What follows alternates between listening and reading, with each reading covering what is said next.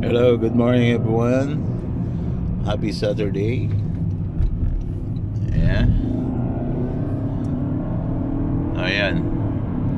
So, most of all, Filipinos are looking forward what will happen to our justice regarding about these corruptions.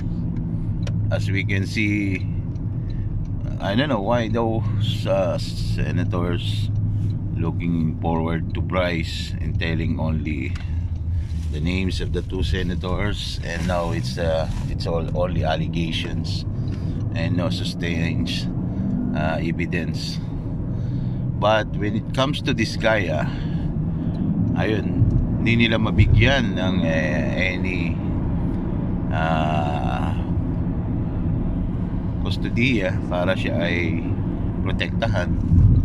17 names yung binanggit niya na congressmen, di ba?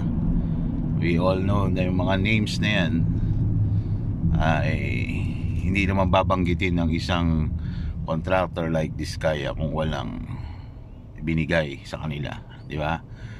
And the rest of the people are looking forward to sa panahon na nakaraan, na bakit sa panahon daw ni Duterte malaki yung kinita niya. Yeah, sinabi na ni Diskaya at that time na walang humihingi, kaya malaki yung kita niya at that time na yun, di ba?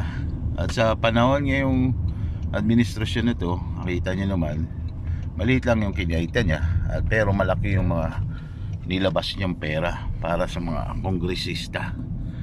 That's my POV, point of view. That's it.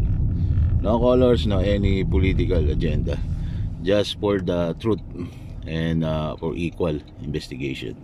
Inshallah, everybody will become receive the justice for all. Thank you and God bless.